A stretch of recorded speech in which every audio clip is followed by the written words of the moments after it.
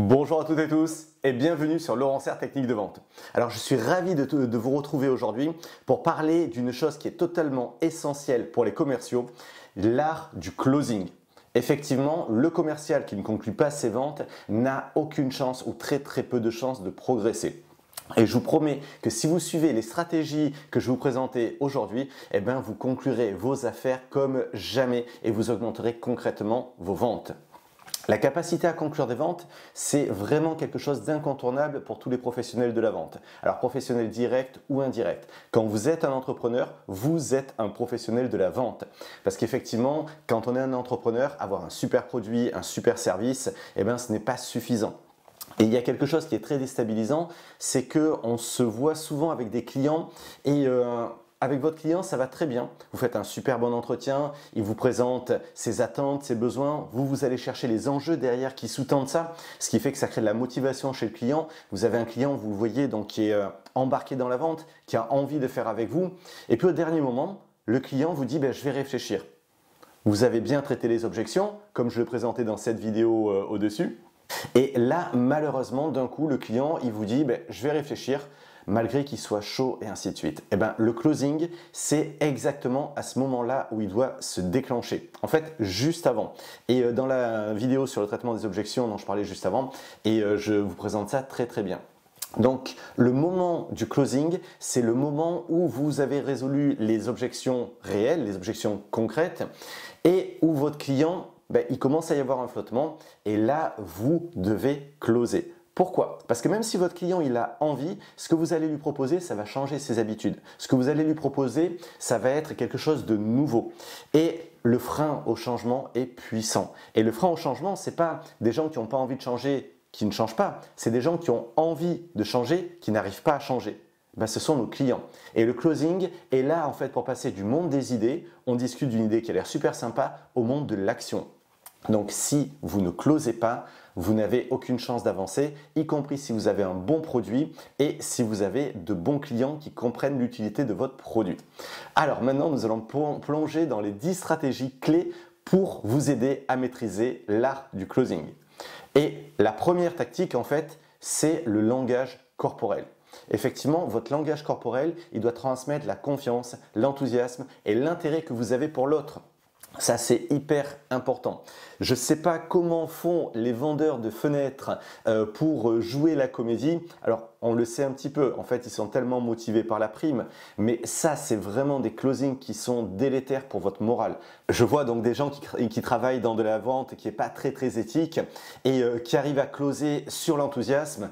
Ces gens-là, ils font un petit peu d'argent pendant quelques temps et souvent, ils sont très mal. Et quand ils arrivent à 35, 40 ans, ils ont une image d'eux qui n'est pas terrible. Donc faites bien attention déjà, montrez votre enthousiasme, mais que votre enthousiasme soit réel. Si vous vendez quelque chose, un produit qui n'est pas à la hauteur, qui est vraiment, qui va plus rapporter à la boîte qu'à votre client, là je vous conseille déjà de travailler sur le produit. Et si vous ne pouvez pas, peut-être de changer de boîte, ça peut être une bonne idée. Donc vraiment, ce comportement, ce langage paraverbal, non-verbal va être hyper important. Utilisez le contact visuel, vous regardez bien vos clients, une posture qui est ouverte, des gestes amicaux, un petit peu en avant, une voix qui va être engageante, une voix qui va être assez haute, sans crier, attention, et le sourire. Vraiment, il faut que tout votre être tende vers l'action. On passe des idées à l'action et le minimum, c'est qu'effectivement, tout votre être le transmette. Alors, deuxième point, établir une relation. Établir une relation de fond. C'est vraiment l'essentiel pour gagner la confiance d'un client. Et établir une relation de fond, ça veut dire quoi? Ça veut dire vraiment créer la connexion et formaliser tous les points. Formaliser les points, c'est aller creuser sur les points. Quand vos clients, vous voyez qu'ils ont un doute, vous le voyez dans leurs yeux, vous le voyez dans leur comportement, allez-y. Vous leur dites, là je vois que vous avez un doute, dites-moi, qu'est-ce que je peux faire pour vous rassurer? Quel est vraiment le point de doute? Et apportez vraiment un intérêt réel à toutes leurs problématiques. Ne balayez pas les choses rapidement. Ou si vous voyez qu'ils n'osent pas aborder quelque chose, vraiment allez-y, c'est ce que je vous disais juste avant. Ça c'est super important. Si vous voyez qu'ils ont raté un piège de votre offre, eh bien, vous inquiétez pas, ils ne le rateront pas longtemps. Vous savez, ils n'ont pas vu un inconvénient. Vous avez dit, tiens, manifestement, quand on va mettre en place, ça va être compliqué. Et eux, apparemment, ils sont passés à côté. Eh bien, mettez-le sur la table. Parce qu'en fait, ils ne vont pas passer à côté très longtemps. Ils vont passer à côté jusqu'au closing. Donc ça va contribuer à solidifier, à consolider votre closing et en plus à créer une vraie bonne relation de fond. C'est quand même beaucoup plus facile pour votre interlocuteur de s'engager s'il a vraiment confiance en vous plutôt que s'il a l'impression que vous êtes en train d'essayer de lui fourguer des trucs, comme un bon vieux vendeur à l'ancienne qu'on ne veut plus voir du tout. Alors, troisième point, traitez les objections. Ah oui, les objections, c'est normal. Vous discutez 20-25 minutes d'un projet assez important pour votre client, ou peut-être plus, mais forcément, à la fin, il va y avoir des objections. On ne peut pas avoir parlé de tout, on ne peut pas avoir tout envisagé. Donc, les objections sont quelque chose de tout à fait normal. Alors, ne répondez pas du tac au tac. Sur les objections, vous accueillez. Vous savez, le vendeur qui coupe quasiment la parole une fois que le client a dit « Ah oui, mais ça va être compliqué parce que mon équipe est très occupée en ce moment. Ah oui, vous inquiétez pas, on a tout prévu, machin. » Non, ça, c'est pas bon. Vous laissez 2-3 secondes et vous dites tout bêtement « Je comprends. Je comprends, effectivement, c'est un point qu'il va falloir traiter ensemble. » Et là, vous posez des questions pour bien comprendre le fond de l'objection.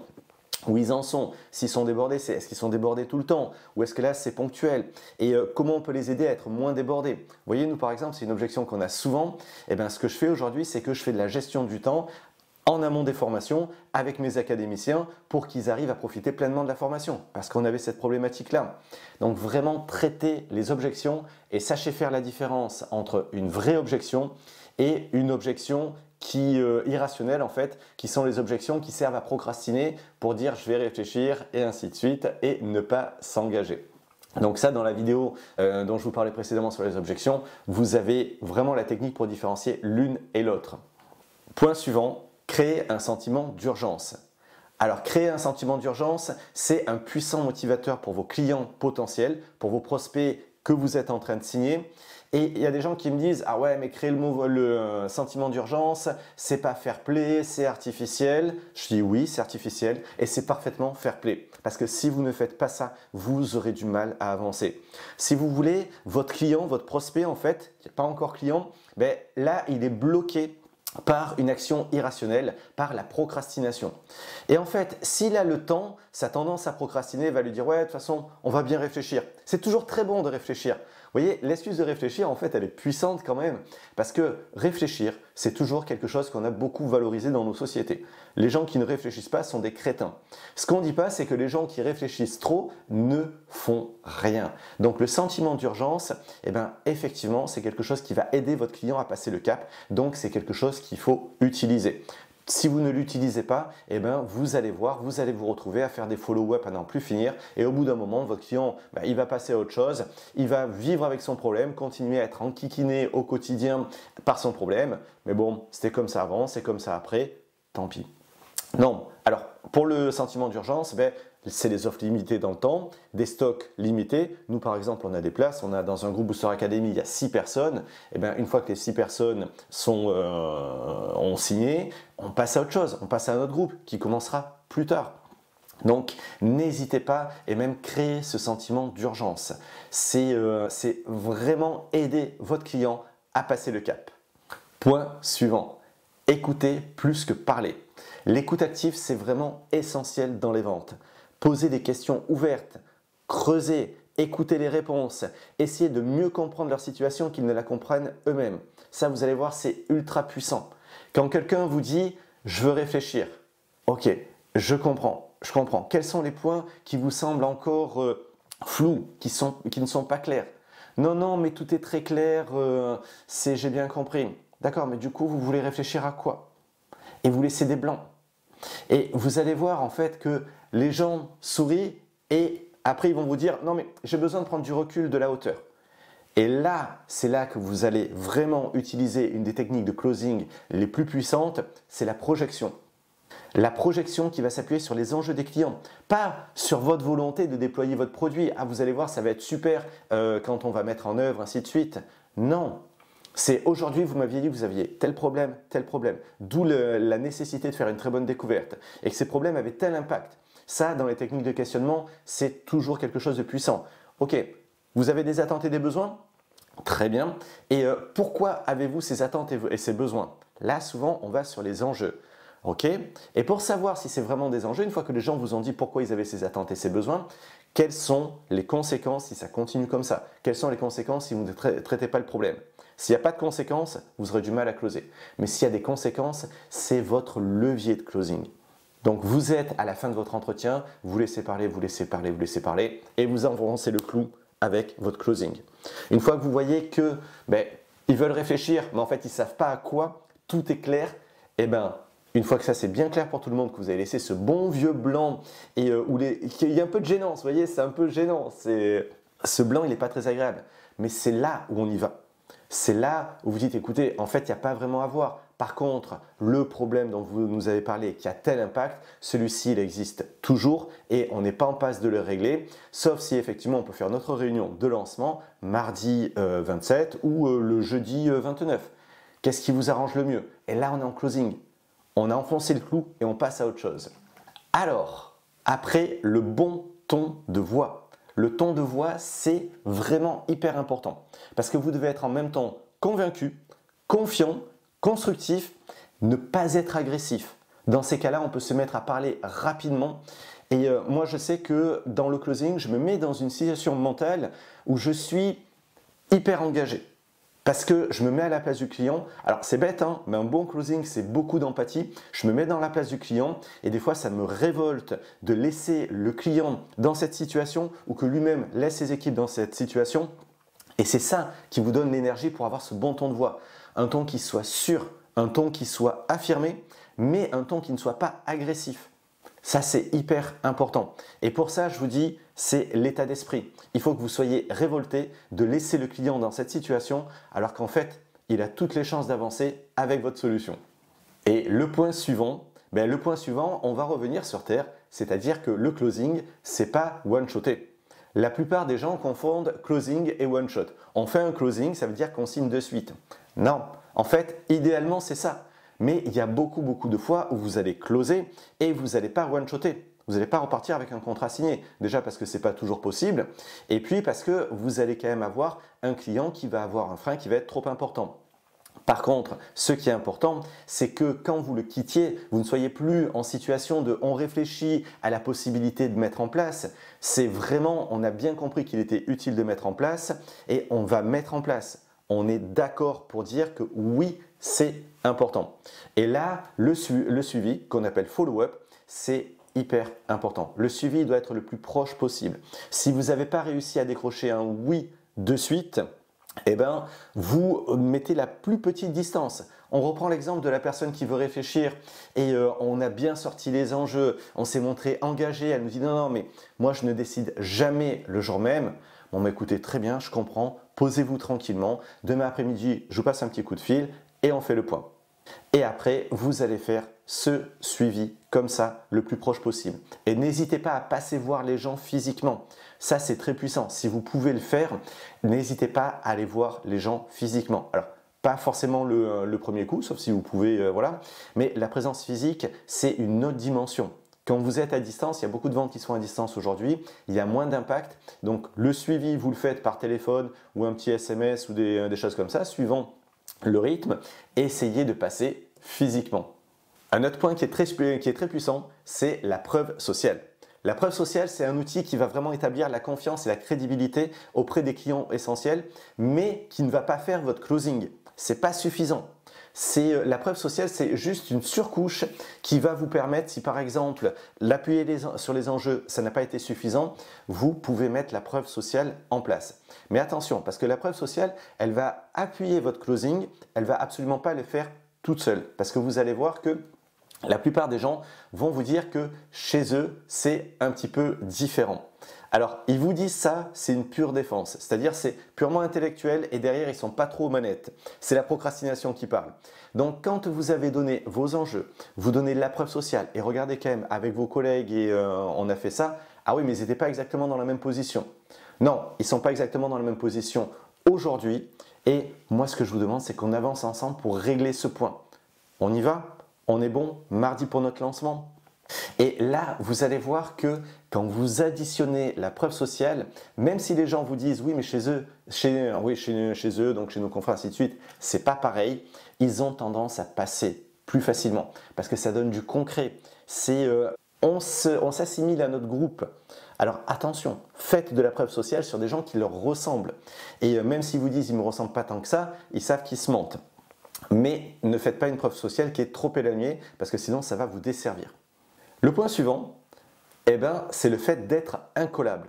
Alors ça, c'est pas comment réussir son closing, c'est comment ne pas le rater. Parce que effectivement, sur votre closing, il va falloir que vous soyez incollable et rassurant sur tous les points de votre offre. Si vous ne connaissez pas votre produit ou votre service de fond en comble et que vous pouvez répondre à toutes les questions ou préoccupations que votre client potentiel pourrait avoir, là vous allez avoir des problèmes. Comment vous voulez, vous voyez, votre client, il est en train de filouter. Il est en train, alors malheureusement c'est inconscient, mais il est en train de se dire si je pouvais retarder l'échéance, même si c'est bien, ce serait parfait. Donc si vous ouvrez une brèche en n'étant pas sûr de vous et en n'ayant pas la réponse à ces questions sur votre produit, il va s'y engouffrer. Ça va donner un truc du écoutez, renvoyez votre copie et vous venez me voir quand vous avez les solutions. Et ça, c'est une tellement belle occasion de procrastiner pour votre prospect qui va en profiter. Donc connaissez votre produit, votre service, ses modes de déploiement, ses caractéristiques, ses intervenants, tout ça sur le bout des doigts. Et d'ailleurs, ça va nous servir pour le point suivant, parce que le point suivant, c'est la confiance. Soyez confiant. La confiance, c'est vraiment une clé majeure dans la vente. Vous croyez en vous, en votre produit, en vous-même. Et ça, vous le faites passer. Il faut que vous soyez totalement convaincu que votre produit va résoudre les problèmes de l'interlocuteur. Et ça, cette confiance, elle se construit au fur et à mesure des années. C'est-à-dire que quand vous vendez, prenez soin du client après.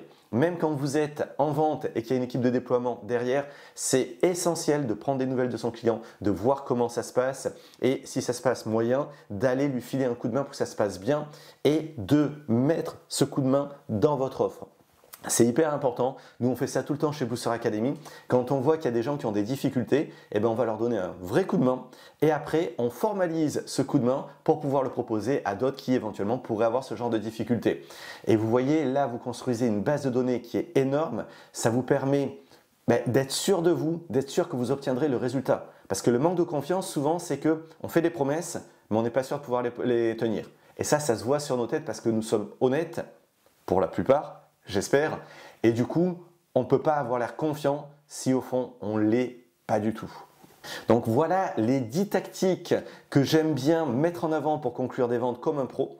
Et n'oubliez pas que c'est la pratique qui va vous apporter l'amélioration. Donc pratiquez, pratiquez, pratiquez. N'hésitez pas à revenir sur les pratiques, sur les tactiques. Et si vous avez apprécié ce contenu, moi j'apprécierais un petit pouce bleu. Le petit pouce bleu, ça me permet de voir que vous avez apprécié, d'avoir un petit peu de reconnaissance.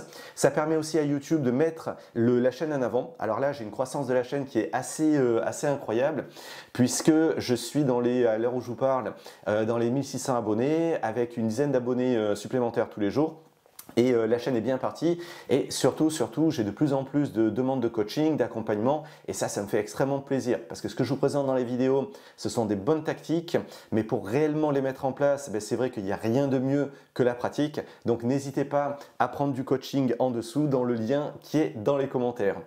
Et pensez à vous abonner puisque je sors des vidéos régulièrement et vraiment je fais pour que ces vidéos elles soient sur des problématiques que les commerciaux et les entrepreneurs rencontrent au quotidien et pour alléger ce quotidien, le rendre plus sympa et encore plus agréable à vivre.